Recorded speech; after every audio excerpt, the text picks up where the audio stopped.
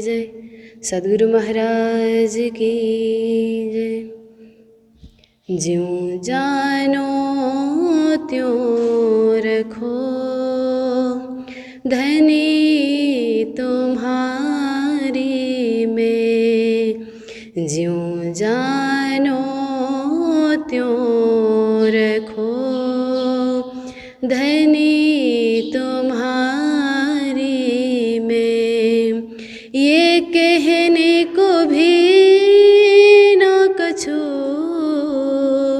तो कहाँ कहूँ तुमसे। ये कहने को भी न कछु, तो कहाँ कहूँ तुमसे। ज्यों जानो त्यों रखो, धनी तुम्हारी में। ज्यों जानो त्यों रखो, धनी तुम्हारी में। कछु कछु दिल में उपजत, सो भी तुम ही उपजावत। कछु कछु दिल में उपजत, सो भी तुम ही उपजावत।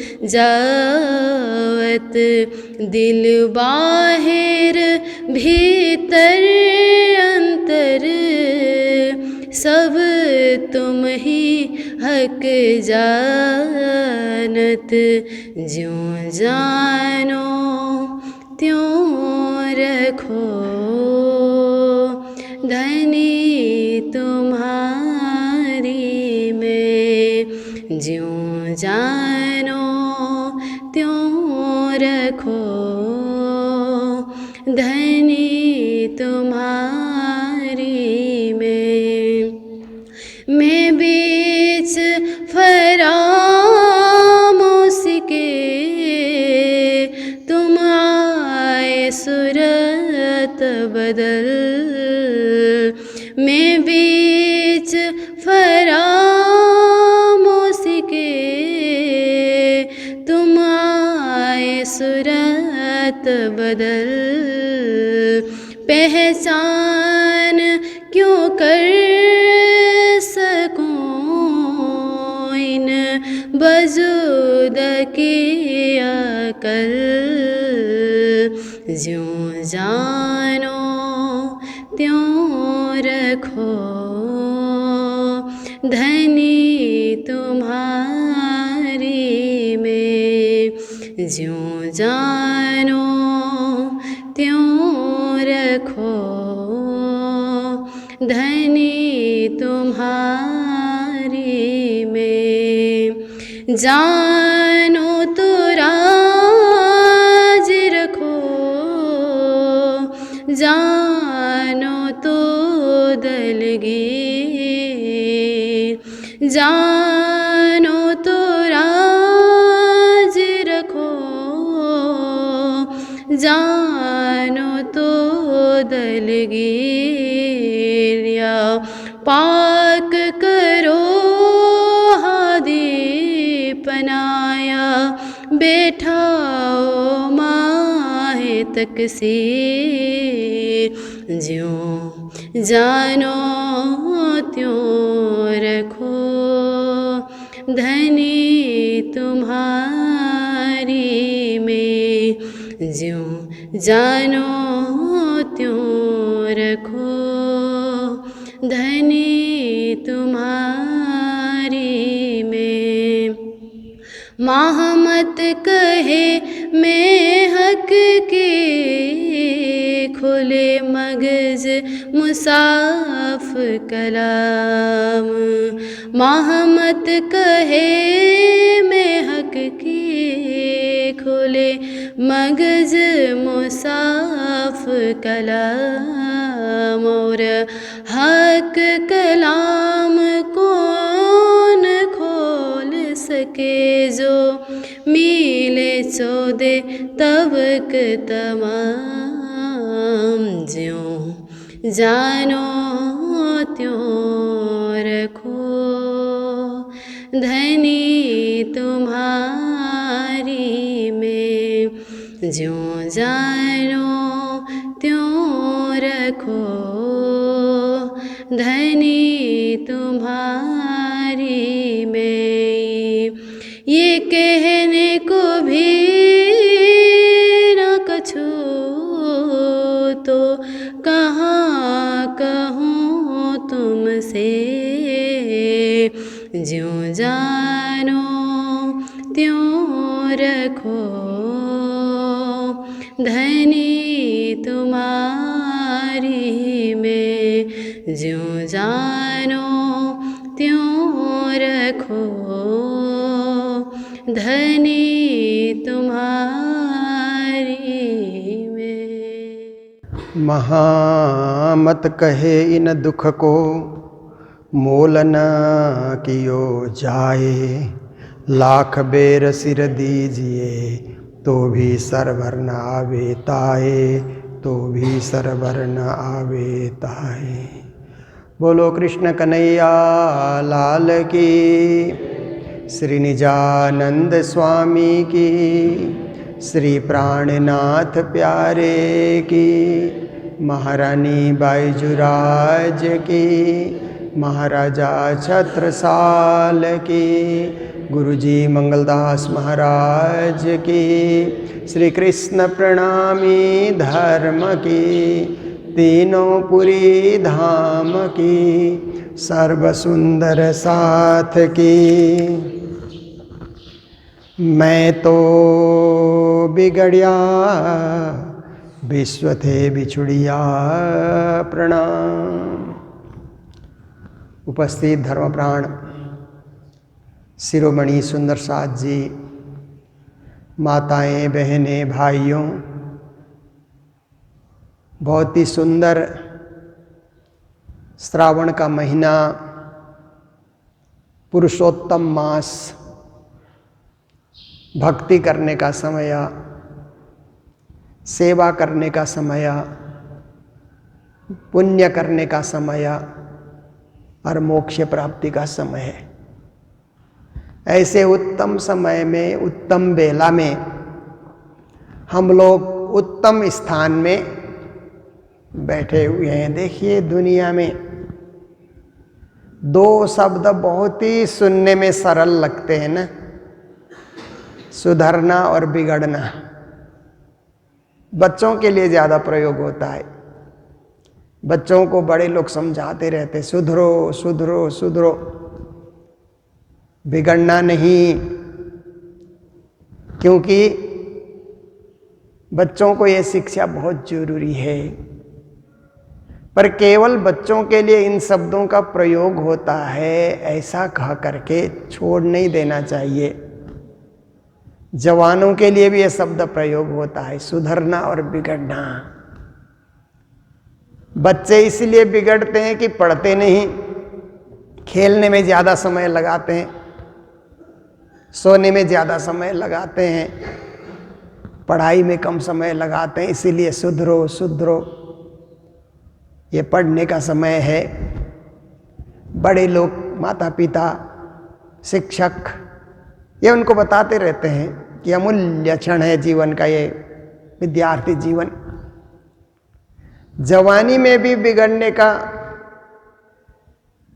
अवसर रहता है, क्योंकि यार दोस्तों के साथ जा करके जो मर्जी खाने लगे, जो मर्जी पीने लगे, तम्बाकू का जो है तम्बाकू ग्रहण करना, शराब है, मांसाहार है, ये देखिए जवानी में बिगड़ने वाली चीज़ है।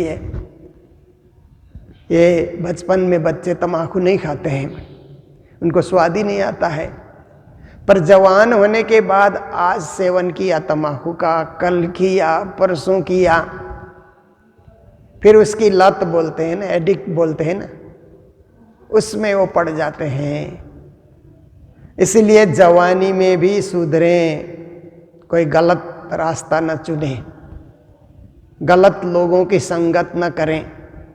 यार दोस्त होते हैं ना ऐसे बिगाड़ने वाले, खुद बिगड़े रहते हैं तो दूसरों को भी बिगाड़ना चाहते हैं। जो खुद सुधरे हुए होते हैं तो सुधार का मार्ग बताते हैं। अन्यथा बिगड़े हुए लोग तो अपनी मंडली में सबको शामिल करना चाहते हैं। इसीलिए जवानी में भी सुधरना बहुत जरूरी है।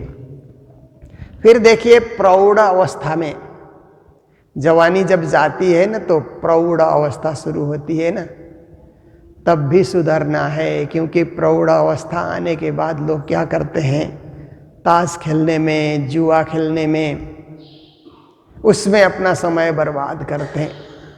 दिन भर अखबार पढ़ने में, कई लोग अखबार 2-3 घंटे पढ़ते हैं ना, क्या है उसमें?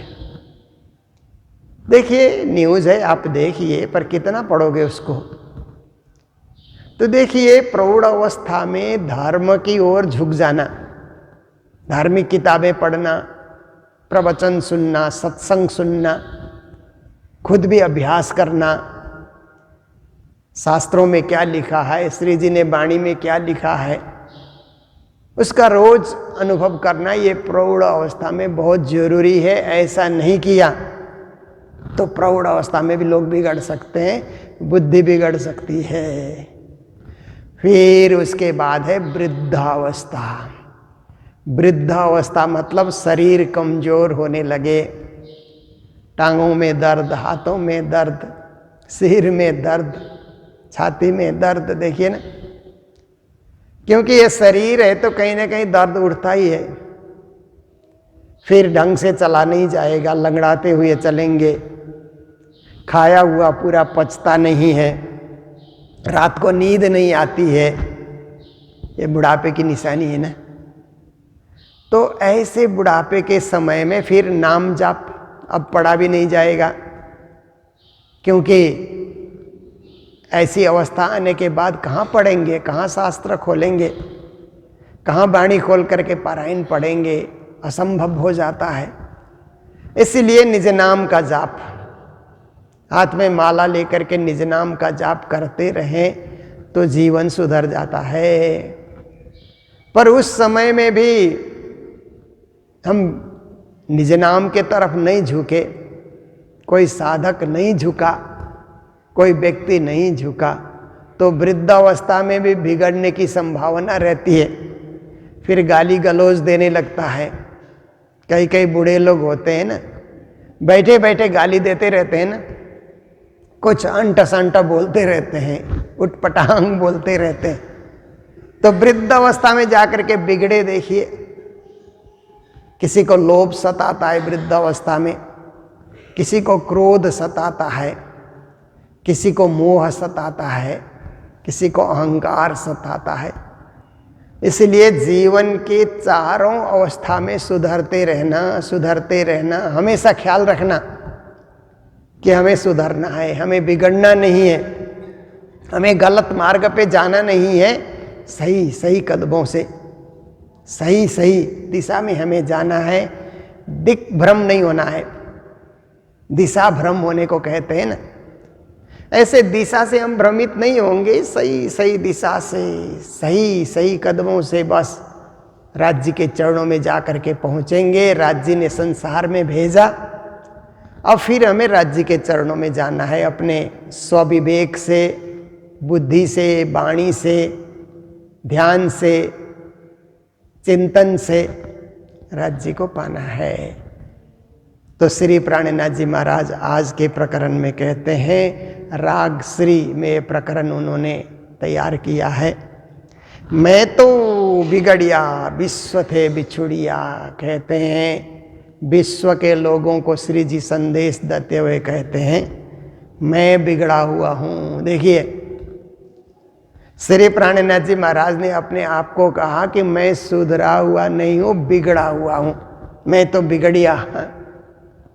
पर जो महापुरुष बोलते हैं, महात्मा बोलते हैं, साधारण लोग बिगड़ जाएं वो बात तो समझ आती है, पर महात्मा और महापुरुष बिगड़ जाएं ये क्या बात है। पर उनकी भाषा निराली होती है, उनकी भाषा कभी कभी क्या है कि टेढ़ी होती है, वक्रोक्ति में भी बोलते हैं, कभी कभी कहना कुछ चाहते हैं और शब्द का प्रयोग कुछ ढंग से करते हैं। तो श्री प्राणनाथ जी महाराज विश्व मानव को समझा रहे हैं कि आप लोग तो क्या करते हो, अध्ययन करते हो, फिर गृहस्थ जीवन अपनाते हो, विवाह के बंधन में बंध जाते हो, फिर बाल बच्चे का जन्म होता है, बाल बच्चे को बड़ा करते हो, पढ़ाते हो, लिखाते हो, घर में ही बने रहते हो, घर की देखभाल करते हो, खेती की देखभाल करते हो, व्यापार बिजनेस की देखभाल करते हो, और समाज में मिलजुल करके यार दोस्तों के साथ गपशप करते हो। ऐसे करके अपने जीवन को गुजार रहे हो। परंतु मैं ऐसा नहीं निकला। श्री प्राणनाथ जी महाराज ने जब 12 साल की उम्र में सद्गुरु की पहचान की, तब घर को उन्होंने नहीं संभाला। बस सद्गुरु के चरणों में जाना, प्रवचन सुनना, ज्ञान सुनना, चर्चा उनके मुखार बिंद से सुनना, परम धाम की वाणी सुनना, परम धाम के रहस्य को जीवन में उतारना, बस। तो संसार की दृष्टि से तो बिगड़ गए, क्योंकि सांसारिक जो जिम्मेदारी उन्होंने नहीं ली, इसलिए दुनिया की दृष्टि से तो बिगड़ गए कि दुनिया की जिम्मेदारी जो होता नहीं है। बैल अगर सामान न ढोए, हल न चलाए तो बैल किस काम का। ऐसे ही संसार में आने के बाद गृहस्थ जीवन को सही ढंग से नहीं चलाए तो गृहस्थ जीवन किस काम का। पर श्री प्राणनाथ जी महाराज का गृहस्थ जीवन भी ठीक से नहीं चला। आप देखिए, फुलबाई, तेजबाई, पर एक परिवार में रहना, घर में रहना, ये सब तो श्री जी ने किया ही नहीं। जब से सद्गुरु के चरणों में जाते रहे, फिर प्रचार क्षेत्र में निकले, अहमदाबाद गए और इधर बसरा, बगदाद गए, चलते रहे, वापिस आए। तो थोड़े दिन उनको लगा कि देश की सेवा करें, तो दीवान पद को स्वीकार किया उन्होंने, पर वहाँ भी मन नहीं लगता है। सद्गुरु की अंत घड़ी आ गई तो सब कुछ छोड़ छाड़ करके आए। फिर उसके बाद सद्गुरु के धाम गमन के बाद फिर प्रचार में फिर थोड़े दिन दीवानगिरी ली, वो भी उनको ठीक नहीं लगा। नजरबंद में सब जगह आप देखिए, दुनिया की दृष्टि से दुनिया वाले तो कहेंगे कि ये बिगड़ गया, पर श्री प्राणनाथ जी महाराज धर्म के क्षेत्र में विजयी बन रहे हैं। एक सुधरने का मार्ग है। दुनिया की दृष्टि से बिगड़ना है, परंतु धार्मिक दृष्टि से सुधरना है। तो कहते हैं विश्व थे बिछुड़िया, विश्व के लोग जिस मार्ग से चलते हैं, जो बनी बनाई मार्ग से चलते हैं, हमने अलग मार्ग चुना, इसीलिए आप लोगों की दृष्टि में मैं बिगड़ा हुआ हूँ। बाबा मेरे ढिग आओ मत कोई। फिर कहते हैं बाबा, क्योंकि बाबा साधु संतों को बाबा कहते हैं ना, बाबा जी भी कहते हैं। साधु संतों को जी लगा करके सम्मान देना हो तो बाबा जी, साधु जी, संत जी, महात्मा जी, महापुरुष जी, ऐसे कहा जाता है। साधु संतों को संबोधन करने के लिए नाम से नहीं बुलाया जाता है, उनके पद से उनको बुलाया जाता है। तो श्री प्राणनाथ जी महाराज भी कहते हैं मैं बाबा बन गया। संसार को छोड़ने से तो बाबा ही बन जाते हैं ना। घर गृहस्थ को जब छोड़ दिया, धर्म की यात्रा में निकले, तो बाबा मेरे ढिग आओ मत कोई। कहते हैं कोई भी मेरे पास नहीं आना, क्योंकि मेरे पास आओगे तो मेरा ही रंग चढ़ जाएगा। जैसी संगत वैसी रंगत कहते हैं ना, जिसकी संगत की उसी का रंग चढ़ जाता है। आप देखिए, शराबी की संगत की तो शराब का रंग चढ़ जाता है ना, जुआ ताश खेलने वाले की संगत की तो उनका ही रंग चढ़ जाता है, राजनीति की संगत की तो राजनीति का ही रंग चढ़ जाता है। कोई भी आप देखिए दुनिया में, ये फिल्म खेलने वाले की संगत आपने की तो आप में भी वही रंग चढ़ जाएगा। खेलने कूदने वाले की संगत की तो वही रंग चढ़ जाता है। दुनिया में जो देखो वही रंग चढ़ जाता है। साधु संत की संगति की तो वही रंग चढ़ जाता है, साधु संत का ही रंग चढ़ जाएगा। तो देखिए, इसलिए एक ज्ञानी कहता है, मन मेरा पंछी भया जहां तहां उड़ जाए, जहां जैसी संगत करे तहां तैसा फल पाए। देखिए, मन तो पक्षी की तरह उड़ रहा है, जहां जैसी संगत मिले ना वही फल उसको मिलता है। इसलिए मन को अच्छी संगति मिले, अच्छे लोगों के साथ उठना बैठना हमें अवसर मिले तो हम भी अच्छे ही बन सकते हैं। और निम्न स्तर के लोगों के साथ संगति हुई तो हम भी निम्न हो जाएंगे। साधारण के साथ हम बैठे तो हम भी साधारण होंगे। महापुरुषों के साथ बैठेंगे तो हम भी महान हो जाएंगे। इसीलिए श्री जी महाराज कहते हैं, अरे दुनिया वालों, अरे विश्व के मानव, मेरे ढिग आओ मत कोई, मेरे पास नहीं आना। ये भी एक वक्रोक्ति है, मेरे पास आओगे तो मेरे जैसे बन जाओगे। इसलिए आप दूर रहो। जिनको माया में सुख मिल रहा है वहीं रहें, क्योंकि मेरे पास आएंगे तो फिर माया, मोह, अज्ञान, अंधकार सब कुछ छोड़ना पड़ेगा। इसलिए आप अपनी जगह राजी रहो, हम अपनी जगह राजी हैं, क्योंकि हम तो बाबा बन चुके हैं। बेर बेर बरजत हो रे बाबा। फिर कहते हैं कि मैं बार बार मना कर रहा हूँ कि मेरे पास मत आओ, मत आओ। ऐसे करके बार बार हम आपको रोक रहे हैं, आपको आने के लिए हम अनुमति नहीं दे रहे हैं। ना तो हम ज्यों बिगड़ेगा सोए, अगर आ गए, मेरी संगत में आ गए। जैसे जामनगर से तो श्री प्राणनाथ जी अकेले चले ना, सूरत आते आते 500 सुंदर साथ उनके साथ हो गए। सब दुनिया की दृष्टि से देखो तो बिगड़ गए, पर धर्म की दृष्टि से देखो तो सुधर गए। आध्यात्मिक मार्ग को उन्होंने चुना, भक्ति के मार्ग को चुना, सेवा के मार्ग को चुना। कितनी बड़ी बात है कि संसार को ठुकरा देना, माया का परित्याग करना, ये साधारण चीज नहीं है। पर कर लिया सुंदर साथ ने। जब उनके दिल में अध्यात्म का रंग चढ़ गया, भक्ति का रंग चढ़ गया, तो उन्होंने ये सब किया। तो श्री जी कहते हैं, मेरे पास मत आओ। मतलब जिसको मेरी तरह बनना है वो आ सकता है, पर हर एक मेरी तरह नहीं बन सकता। इसलिए आप अपनी जगह ही खुश रहो, अपनी जगह आप आराम से दुनिया के माया मोह का उपभोग करते रहो। मैं लाज मत पत दई रे दुनी को। फिर कहते हैं, मैंने लोक लाज को भी छोड़ दिया, क्योंकि श्री प्राणनाथ जी तो दीवान घराने से, मंत्री घराने से थे। घराना कहते हैं ना, जैसे संगीत में भी घराना कहा जाता है। घराना मतलब क्या है कि घर की व्यवस्था कैसी है, उस परिवार में कितने अच्छे अच्छे लोग हो गए, समाज सेवी या दुनिया में धन कमाने वाले, नाम कमाने वाले अच्छे लोग कितने हो गए।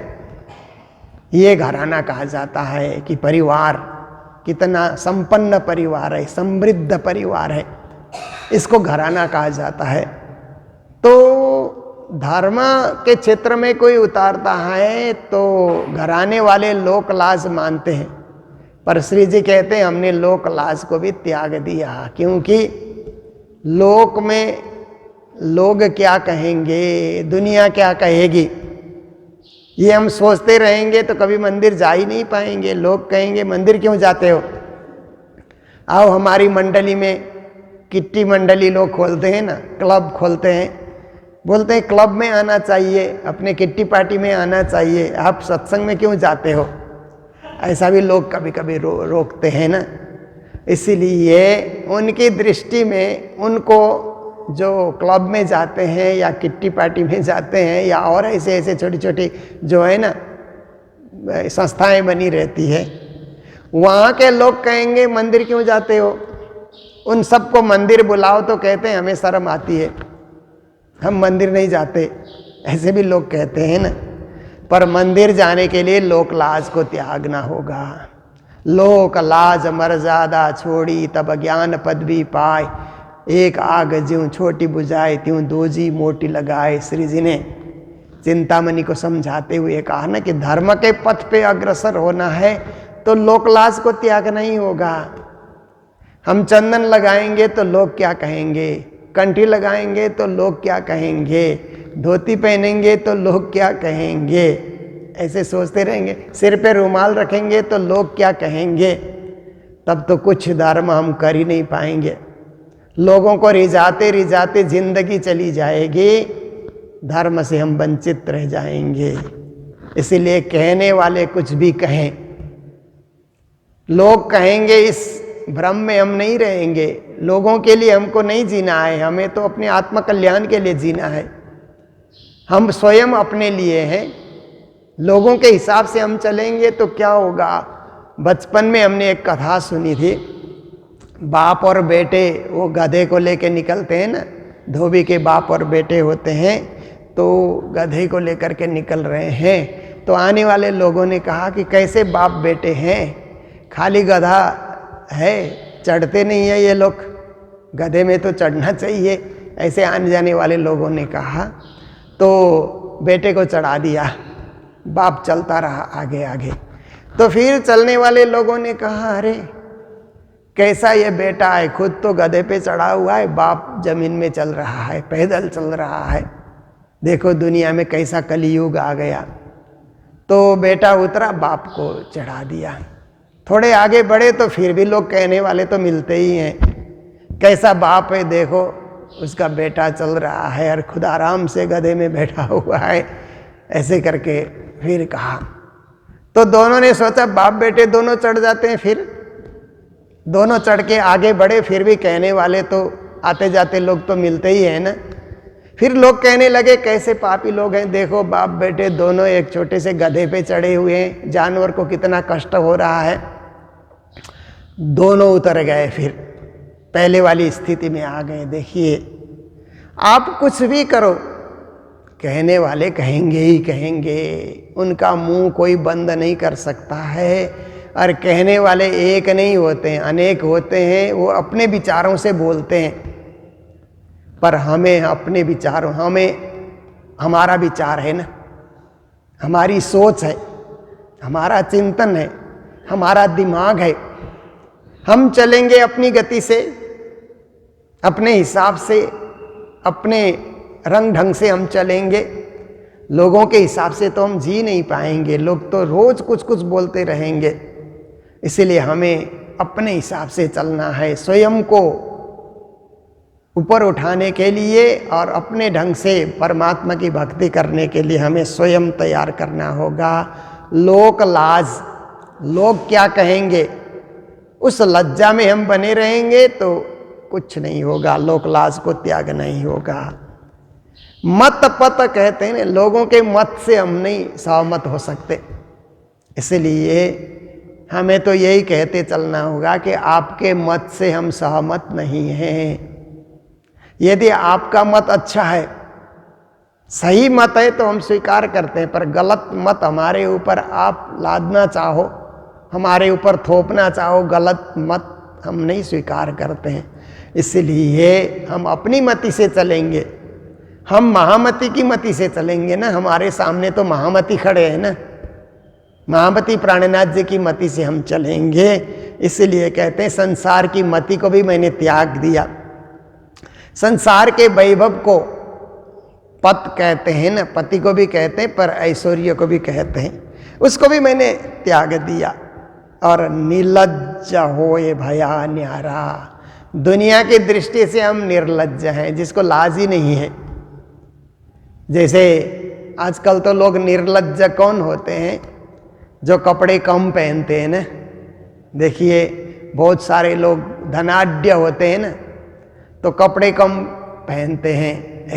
ऐसे भी कई देखा जाता है कि कम कपड़े में अंग प्रदर्शन करते हुए लोग चलते हैं, तो कहते हैं ये सभ्यता है, ये सिविलाइजेशन है। ऐसा भी कुछ लोग सोचते हैं। पर देखिए निर्लज्ज उसको कहा जाता है कि जो अपने चरित्र को, अपने विचार को और अपने जो है मर्यादा को पालन नहीं कर सकता, उसको निर्लज्ज कहा जाएगा।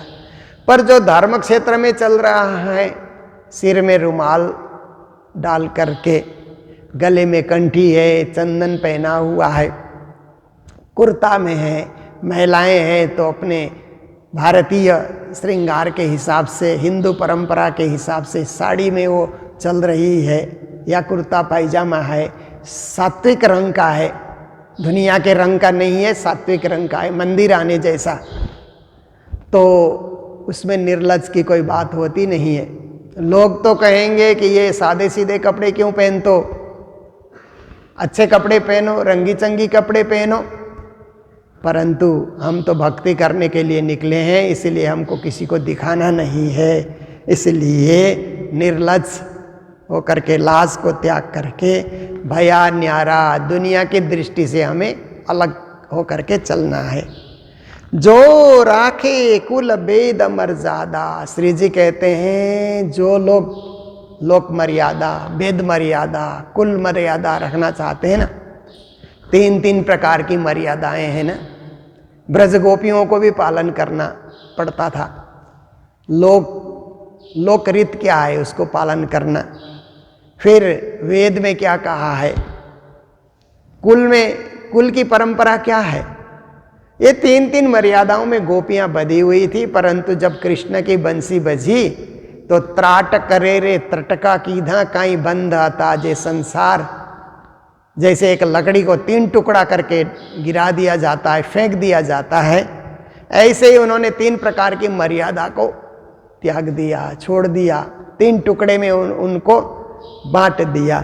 तो श्री प्राणनाथ जी महाराज कहते हैं जिसको लोक मर्यादा रखना है, कुल मर्यादा रखना है, वेद मर्यादा रखना है, रखो, कौन मना करता है, आप इसी में बने रहो। परंतु सो जिन संग करो हमारा, हम तो 3 मर्यादाओं से ऊपर उठ चुके हैं, इसलिए मेरी संग मत करो। मेरी संगति करोगे 3 मर्यादाओं से अलग हो करके बस अनन्य परा प्रेम लक्षणा भक्ति के मार्ग में चलना होगा। ये आपके लिए कठिन होगा, जिसको मैंने जीवन में अपना रखा है। ये गोपी भाव की भक्ति का अनुसरण करना होगा। जैसे गोपियों ने 3 मर्यादा को त्यागा, ऐसे ही प्रणामी भक्ति में भी, निजानंद भक्ति में भी 3 मर्यादाओं से ऊपर उठ करके परब्रह्म की साधना की जाती है। तो जिसको करना है आओ मेरे पास, जिसको नहीं करना है हमारी संगत मत करो, आप अपनी जगह बने रहो, खुश रहो, क्योंकि हम तो दुनिया के दृष्टि से अलग हो चुके हैं। ये शिक्षा श्री जी महाराज हमें प्रदान कर रहे हैं। तो आज का भी हमारा समय पूर्ण होने आया। हम लोग चर्चा में आधा घंटा हर रोज बैठते हैं, ऑनलाइन सुनते हैं। तो पुरुषोत्तम मास चल ही रहा है। इस पुरुषोत्तम मास के उपलक्ष्य में हैदराबाद निवासी मीनाबाई, संतोष बाई और रितु 3 जने ने मिल करके आज का भंडारा मंगलधाम में दिया है। राजभोग और भंडारे की सेवा उनकी ओर से प्राप्त हुई है। तो मैं मीना जी को, संतोष जी को, रितु जी को, तीनों को बहुत बहुत मंगल बधाई देता हूँ, मंगल कामनाएं देता हूँ। तो आइए इन्हीं शब्दों के साथ चौपाई दोहराते हुए प्रसंग को विराम दे रहे हैं। बोलो सतगुरु महाराज की, श्री प्राणनाथ प्यारे की, सर्व सुंदर साथ की। मैं लाज मत पत दैरे दुनी को,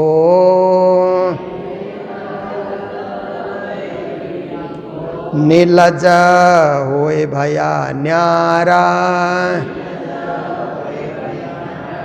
जो राखे कुल वेद मर्यादा, सो जिन संग करो हमारा, सो जिन संग करो हमारा। बोलो श्री प्राणनाथ प्यारे की, श्री धाम के धनी की।